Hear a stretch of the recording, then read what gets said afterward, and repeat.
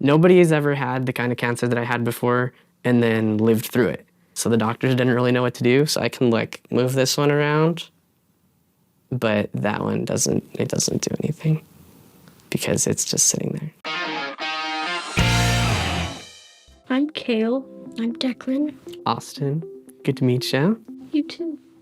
So what happened with your eye? I had cancer, and the best way I found to describe it is that the cancer, quote unquote, ate it. The way that your eyes work is there's the front part of it, and then there's like parts behind, right? And the cancer just took that whole thing over, so they had to go take it out. When were you first diagnosed with cancer?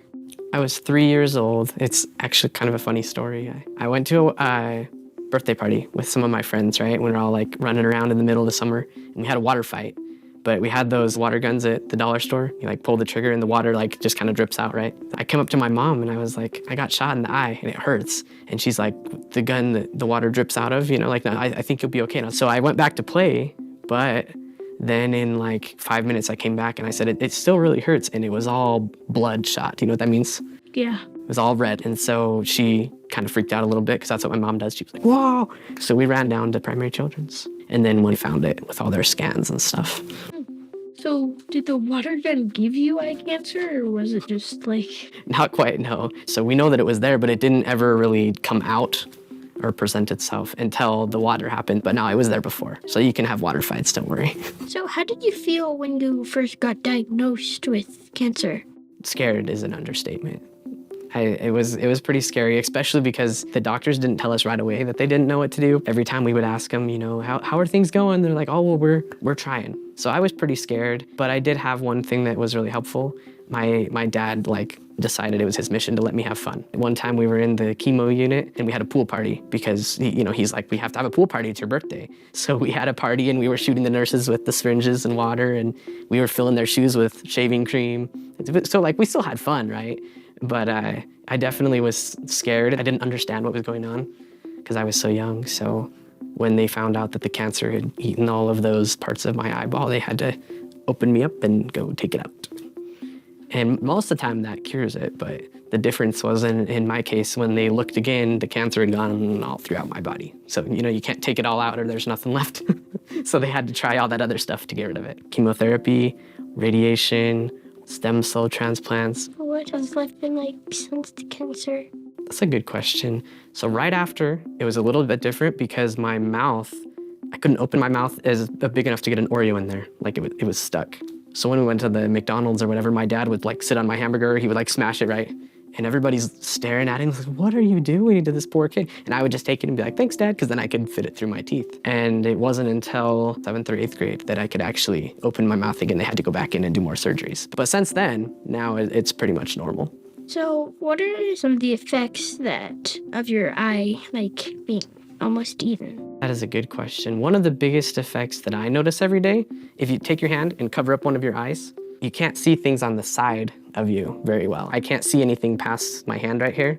So right after it happened, and then still sometimes today, I run into people, or I'll just run into the wall because I can't see it. I didn't know it was there. Another one is this whole part of my head is numb.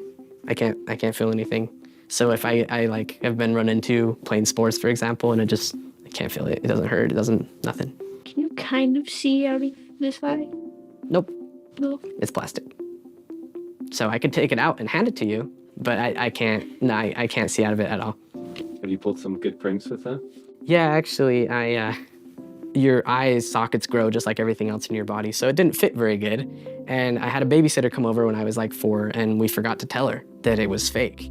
So right before my parents got home, I went like this to try to itch my cheek, and it just fell out. And since it always fell out, I was like, oh, whatever. So I walked over and handed it to her, and then I went back to playing. And she comes out when they got home, and they were like, she looked dead. She was complete no color in her face, and she just comes walking out. She's like, you just on the eye, and she gives it to him, and they're like, oh yeah, thanks. And then they both kind of looked at each other like, wait, did we forget to tell you? And she's like, what? And then they kind of laughed, and then they had to try to explain, no, look, now this happens all the time. And now it fits better so it doesn't fall out. But yeah, that did freak some people out a couple times. I was in school a couple times and didn't want to do the assignment. That's bad. You shouldn't do that. But anyway, so I would turn it so that because if you turn it wrong, then it just goes. And so I did that a couple times, and then I'd like, oh, I broke my eye, I gotta go to the office. And the teacher's like, what? So then I would just leave and go, fix it in the bathroom and then come back. But other than that, I haven't played too many pranks with it. What's your career? That's a great question. I'm currently studying my master's degree in psychology. Part of the reason that I wanted to go into psychology was some of the experiences we had. I was scared, I was nervous, and my parents were too. But they would have these psychologists that would come in, or they were the ones that kind of helped, calm you down and help you like, no, there's still hope. The doctors are gonna do everything they can. And I really liked that. And so I decided that I wanted to do something similar. What's one of the reasons you were grateful that you had cancer? There's actually quite a few of them.